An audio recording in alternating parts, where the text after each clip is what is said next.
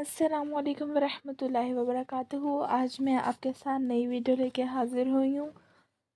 چارے کی مسلسل فراہمی کیوں اور کیسے۔ ویڈیو میں آگے چلنے سے پہلے میرے چینل کو لائک، شیئر اور سبسکرائب ضرور کیجیے اور ساتھ لگے بیل آئیکن کو بھی پریس کر دیجیے تاکہ میری ہر ویڈیو کا آپ کو نوٹیفیکیشن مل سکے۔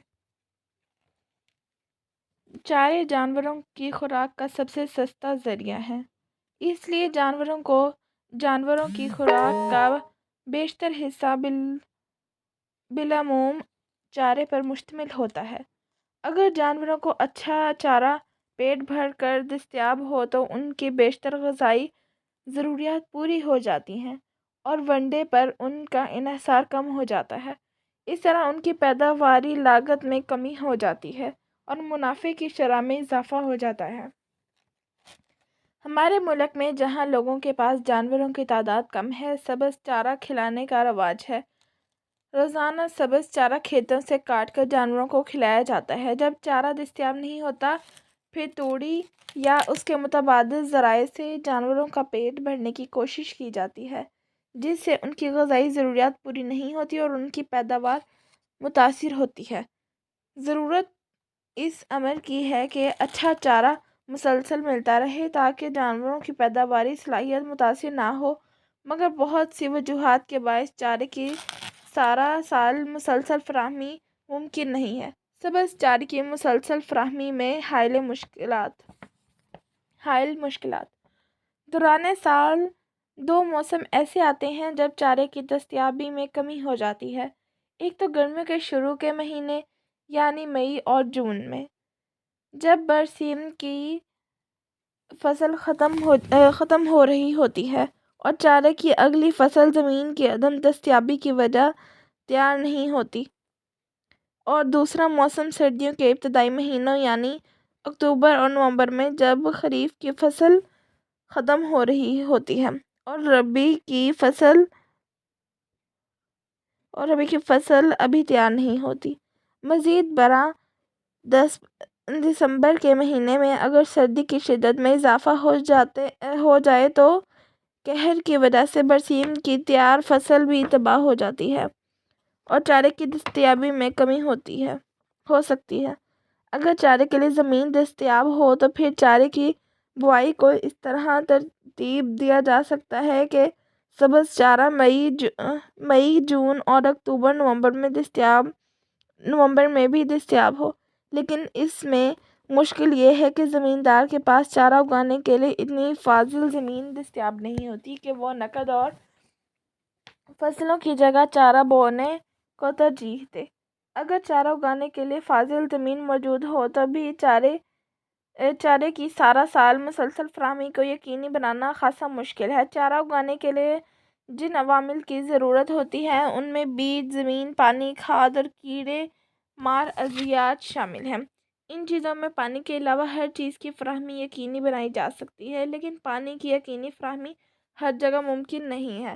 جہاں زمینوں پر نہری پانی سے فصل اگائی جاتی ہے، وہاں پر نہروں کی بندش سے کیونکہ پانی کی فراہمی پر ہمارا کوئی اختیار نہیں ہوتا، چارے کے کیلنڈر پر عمل کرنا ممکن نہیں ہوتا۔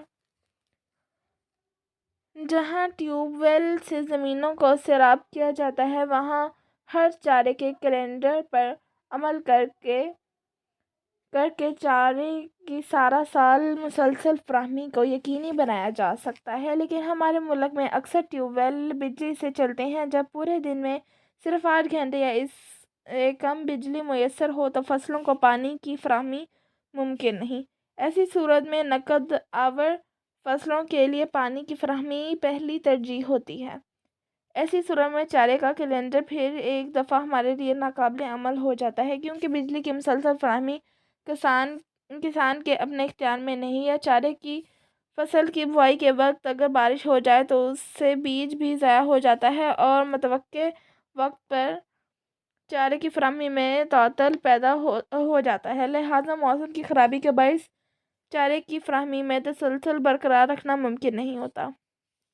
چارہ اگنے کے بعد خراب موسم چارے کی تیار فصل کو تباہ کر سکتا ہے۔ اس کی مثال سردیوں میں برسیم کی فصل پر قہر کے اثرات ہیں، جس سے برسیم کی فصل گل سڑ جاتی ہے اور جانوروں کے استعمال کے قابل نہیں رہتی یا اس کی غذائی کوالٹی میں کمی آ جاتی ہے۔ کبھی یوں بھی ہوتا ہے کہ چارے کی بوائی کے وقت پانی دستیاب ہوتا ہے، فصل کی اگائی بہت اچھی ہوتی ہے، مگر جب چارہ تیار ہونے کے قریب ہوتا ہے تو پانی دستیاب نہیں ہوتا، لہٰذا چارے کی تیار فصل زمین میں کھڑی سوکھ جاتی ہے۔ تصویر نمبر 1 میں جوار کی فصل کی اگست کے مہینے میں جو کیفیت دکھائی گئی ہے وہ پانی نہ ملنے کی وجہ سے سوکھی ہوئی ہے۔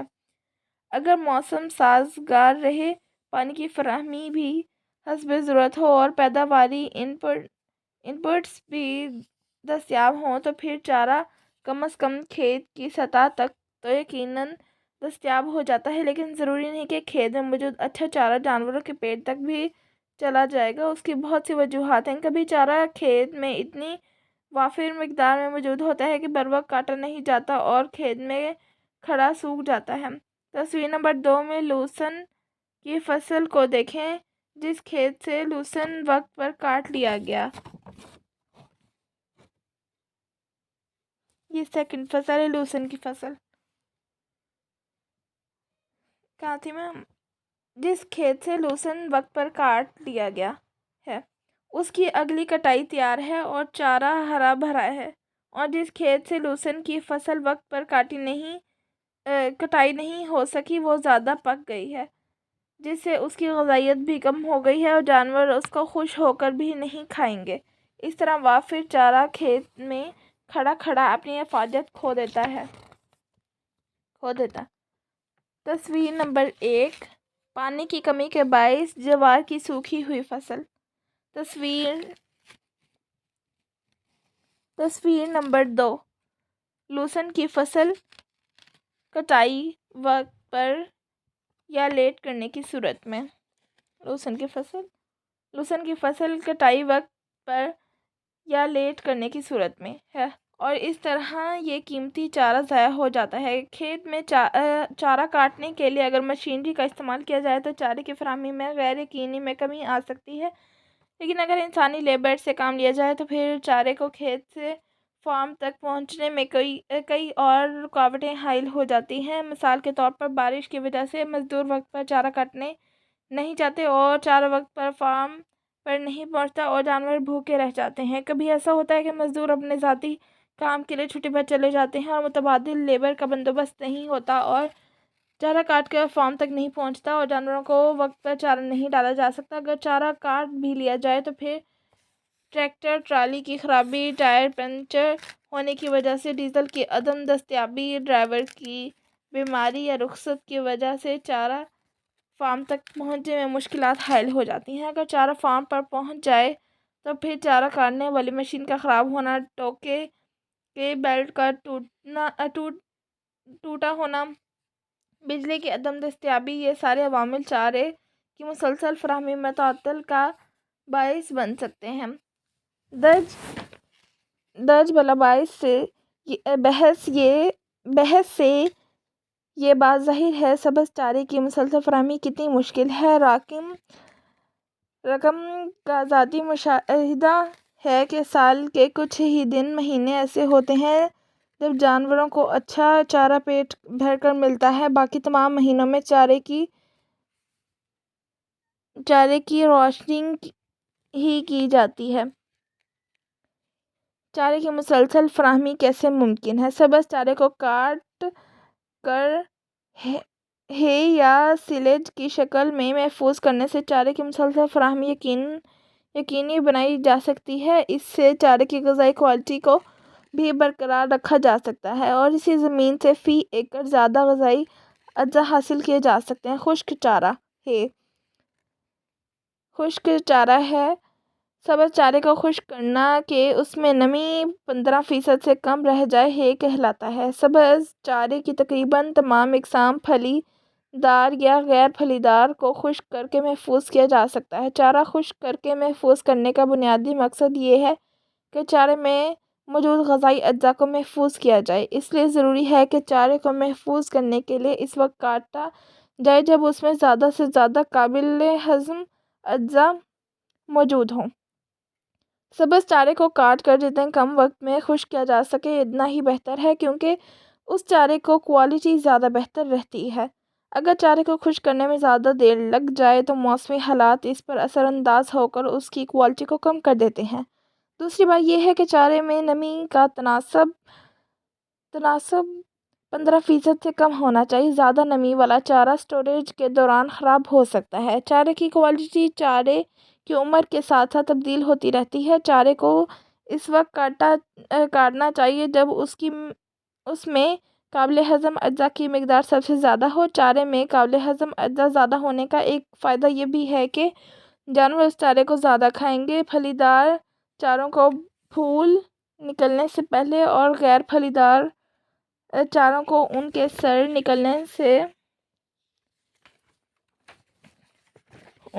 نکلنے سے پہلے والی سٹیج پر اگر کاٹ لیا جائے تو اس وقت ان میں کل قابل ہضم اجزاء کی مقدار سب سے زیادہ ہوگی۔ اگر چارے کو اس سٹیج سے پہلے کاٹا جائے گا تو چارے کی ہاضمیت تو یقیناً زیادہ ہوگی، مگر فی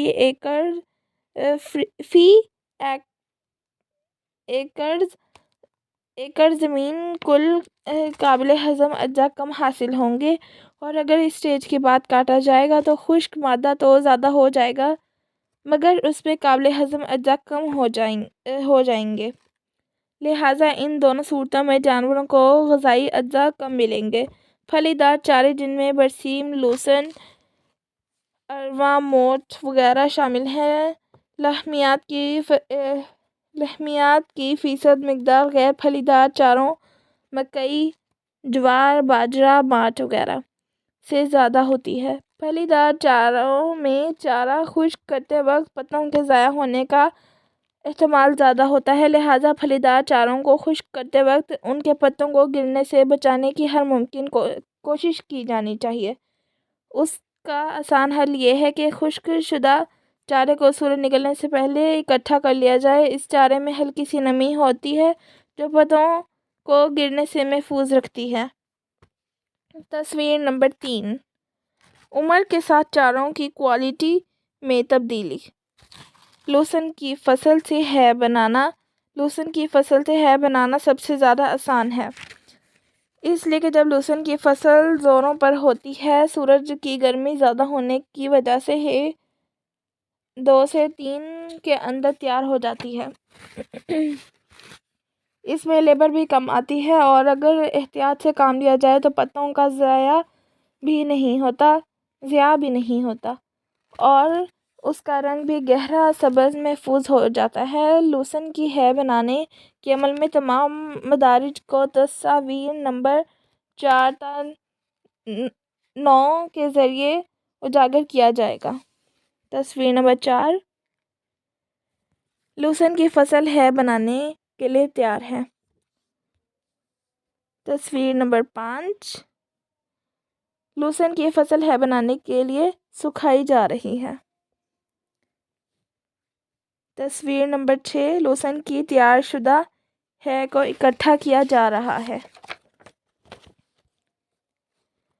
تصویر نمبر 1 منٹ۔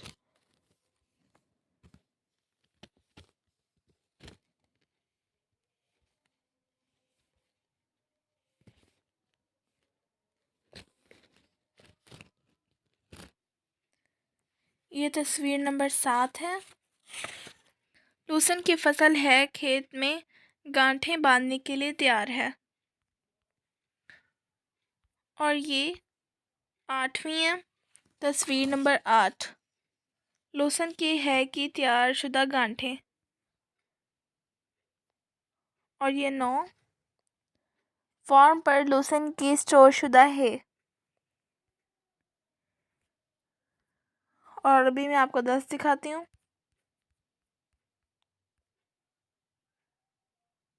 اور یہ تصویر نمبر 10۔ برسیم کی فصل کو کاٹنے کے بعد سکھانے کے لیے کھیت میں بچھایا ہوا اور اس کی نمی کو چیک کیا جا رہا ہے۔ تصویر نمبر 11۔ برسیم کی فصل کو سکھانے کے دوران الٹایا جا رہا ہے۔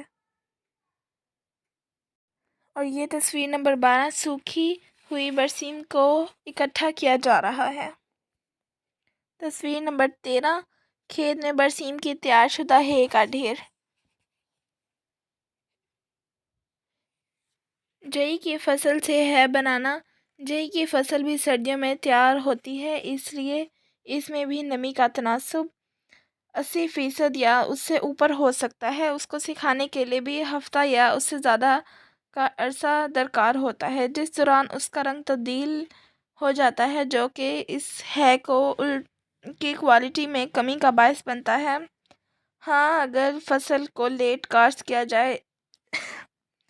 जाए ताकि फसल अप्रैल में तैयार हो, तो तब उससे है बनाना आसान हो जाता है, क्योंकि इस मौसम में फसल जल्दी मतलूबा सतह तक खुश्क हो जाती है। ये चूँकि गैर फलीदार चारा है, इसको अगले साल बरसीम के चारे के साथ खिलाना अच्छा होगा। इससे बरसीम में मौजूद फाजिल प्रोटीन जई के साथ मिलाने से एक मुनासिब सतह तक आ जाएगा, जिससे जानवरों की ग़िज़ाई ज़रूरियात भी अहसन तरीके से पूरी होंगी और ग़िज़ाई अज्जा का ज़िया भी नहीं होने पाएगा। जई की फसल से है बनाने के अमल में तमाम मदारिज को तस्वीर नंबर 14 ta 17 के ज़रिए उजागर किया गया है। ये तस्वीर नंबर 14 है और साइलेज के लिए जई की तैयार फसल। तस्वीर नंबर 15, जई को ट्रैक्टर की मदद से चलने वाले फॉर्ड ट्रैक्टर से काटा जा रहा है। और ये तस्वीर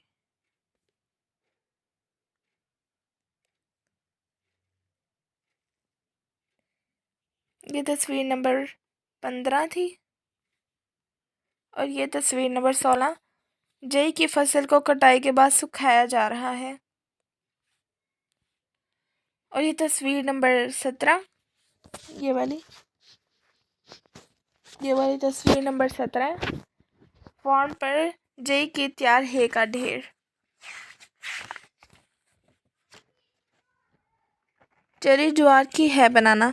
ज्वार की फसल जब सर निकलने के करीब हो तो उससे अच्छी है बनाई जा सकती है। तस्वीर नंबर 18, चरी ज्वार की फसल की है बनाते वक्त बरसीम और लूसन की फसलों के बरअक्स पत्तों का नुकसान ज़्यादा नहीं होता, यानी पत्ते तने के साथ ही जुड़े रहते हैं।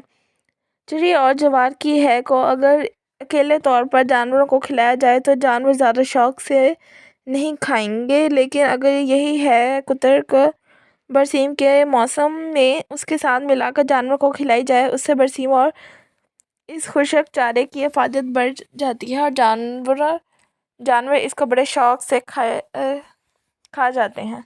तस्वीर नंबर 18, ज्वार की है बनाने के लिए सुखाने का अमल। खमीरा चारा सीलेज। खमीरा चारा सब्ज़ चारे को महफूज करने का एक तरीका है, जिसमें सब्ज़ चारे को एक मुनासिब हद तक नमी की मिकदार पर हवा की गैर मौजूदगी में इतना स्टोर किया जाता है कि चारे में खमीर पैदा हो जाता है। इस खमीर पैदा होने की वजह से चारे का अचार साबन जाता है, जो मुद्दतों पड़ा रहने पर भी ख़राब नहीं होता और जानवरों के लिए खुराक का एक बेहतर मुतबादिल ज़रिया होता है। खमीरा चारा सीलेज बनाने का अमल। जब चारे को ज़मीन से काटा जाता है तो वो ज़िंदा होता है और सांस ले रहा होता है। पौधों में सांस लेने का अमल काटने के थोड़ी देर बाद तक भी जारी रहता है। ऐसे में हवा में मौजूद बैक्टीरिया, जो कि हवाई मौजूदगी में मुतहर्रिक हो जाते हैं और पौधों में मौजूद शक्रियात को तोड़ फोड़ कर हरारत, पानी और कार्बन डाइऑक्साइड बनाते हैं। जब ये चारा हवा बंद करके रखा जाता है तो बैक्टीरिया के अमल की वजह से हवा में कमी आ जाती है और बिलाखिर हवा बिल्कुल ख़त्म हो जाती है। उसके साथ ही हवा की मौजूदगी में काम करने वाले बैक्टीरिया के दौर का इख्तिताम हो जाता है। इस वक्त चारे के साथ कुदरती तौर पर मौजूद ऐसे बैक्टीरिया मुतहर्रिक हो जाते हैं जो सिर्फ हवा की गैर मौजूदगी यानी कार्बन डाइऑक्साइड की मौजूदगी में फ़ाल हो जाते हैं। इनकी तादाद में इजाफा होना शुरू हो जाता है। ये बैक्टीरिया पौधे में मौजूद फौरी दस्तयाब शक्रियात को केमियाई तौर पर तहलील करके मुख्तलिफ़ किस्म के नामियाती तेज़ाब बनाते हैं। इन नामियाती तेज़ाबों में لیکٹک ایسڈ زیادہ اہم ہے۔ اس کے علاوہ سرکے اور بیوٹرک ایسڈ لیکٹک ایسڈ کی پیداوار کی وجہ سے چارے میں تیزابیت پیدا ہو جاتی ہے، یہاں تک کہ اس تیزابیت کے اثر سے ہوا کی غیر موجودگی میں فعال بیکٹیریا یا بھی ختم ہو جاتے ہیں اور اس حالت میں چارہ محفوظ ہو جاتا ہے۔ چارے کا اچار بننے کا یہ سارا عمل 3-4 ہفتے میں مکمل ہو جاتا ہے اور اس کے بعد اس چارے کو روزانہ حسب ضرورت استعمال کیا جا سکتا ہے۔ چارے کا اچار بننے کے لیے یہ ضروری ہے کہ اس میں فوری دستیاب شکریات موجود ہوں تاکہ خمیر اٹھنے کا عمل ہو سکے۔ اگر یہ شکریات پودے میں کم ہوں، اور یہ اس وقت کم ہوتے ہیں جب پودا اپنی عمر کے آخری دور میں ہوتا ہے، اس کا تنا سخت اور پتے پیلے ہو جاتے ہیں، تو ایسے چارے کا اچار بننا بہت مشکل ہوتا ہے۔ اس سے بچنے کے لیے ضروری ہے کہ چارے کو اس وقت کاٹا جائے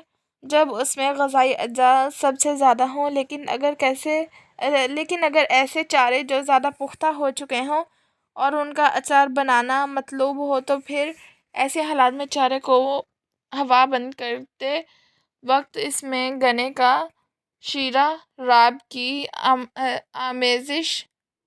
آمیزش کر لی جاتی ہے، تب اس شیرے میں موجود فوری دستیاب شکریات خمیرہ اٹھنے میں مدد دیتی ہیں اور چارے کا اچار بنایا جا سکتا ہے۔ خمیرہ چارہ سیلج بنانے کا طریقہ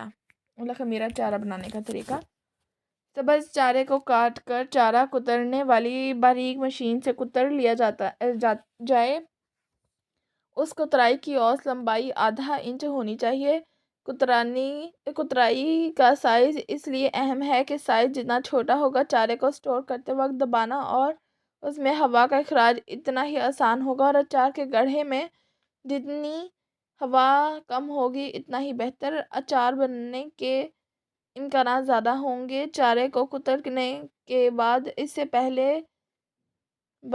پہلے سے منتخب جگہ پر منتقل کر دیں۔ اس دوران خیال رہے کہ جتنا زیادہ ممکن ہو اس چارے کو ساتھ ساتھ ٹریکٹر کی مدد سے دباتے جائیں یہاں تک ساری فصل مکمل طور پر اکٹھی ہو جائے۔ اس عمل کے بعد اس چارے کو پلاسٹک کی شیٹ سے ڈھانک کر اوپر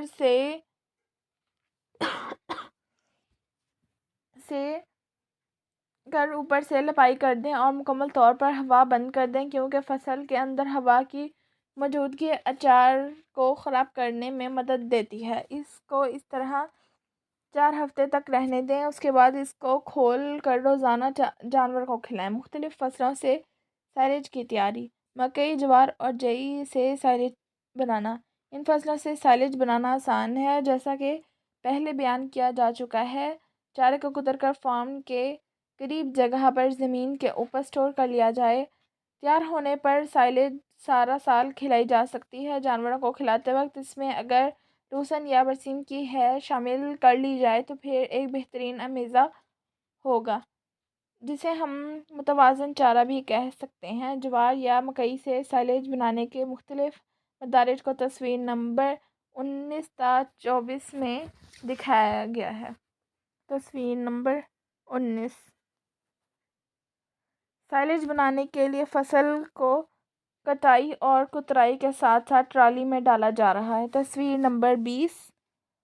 کاٹے ہوئے چارے کو کترائی کے بعد ٹرالی میں ڈالا جا رہا ہے۔ تصویر نمبر 21۔ سائلیج بنانے کے لیے کترے ہوئے چارے کو ٹریکٹر کی مدد سے ان لوڈ کیا جا رہا ہے۔ تصویر نمبر 22۔ سائلیج کو ٹریکٹر کی مدد سے پریس کیا جا رہا ہے۔ تصویر نمبر 23۔ سائلیج بنانے کے لیے چارے کو پریس کر کے اچھی طرح پولی تھین سے ڈھانپ دیا گیا ہے۔ تصویر نمبر 24۔ تیار شدہ سائلیج۔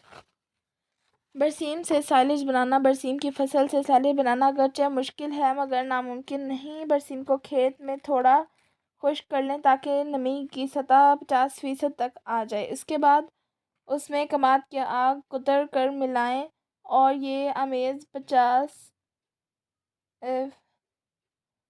50-50 ہو تو بہتر ہے اور یاد رکھنا بھی آسان ہے۔ ان دونوں चारों को सैलेड की सूरत में स्टोर कर लें, मतलब 50-50% मतलब दोनों को। बड़ी आसानी से सैलेड बन जाएगा। दूसरी सूरत ये है कि बरसीम के साथ तूड़ी मिलाई जाए ताकि उसमें नमी मुनासिब हद तक हो जाए और उसमें शामिल कर लिया जाए तो उसकी सैलेड आसानी से बन जाती है। बरसीम से सैलेड बनाने के अमल को तस्वीर 25 ta 29 में दिखाया गया है। तस्वीर नंबर 25, सैलेड बनाने के लिए बरसीम को कुतरा जा रहा है। तस्वीर नंबर 26, तूड़ी को बरसीम के साथ मिलाने के लिए बरसीम के ऊपर बखेरा हुआ है। तस्वीर नंबर 27, तूड़ी को बरसीम के साथ मिक्स किया जा रहा है। तस्वीर नंबर 28, बरसीम और तूड़ी को मिलाने के बाद ट्रैक्टर से दबाया जा रहा है। तस्वीर नंबर 29, बरसीम की सैलेज के ढेर को प्लास्टिक शीट के साथ ढांप दिया गया है। और मेरी वीडियो का यहीं पर इख्तिताम होता है। अगर मेरी वीडियो अच्छी लगी तो मेरे चैनल को लाइक, शेयर और सब्सक्राइब ज़रूर कीजिए और साथ लगे बेल आइकन को प्रेस कीजिए ताकि आपको मेरी हर वीडियो का नोटिफिकेशन मिल सके। तब तक अगली वीडियो में मुलाकात होगी। तब तक के लिए अल्लाह हाफ़िज़। अस्सलाम वालेकुम।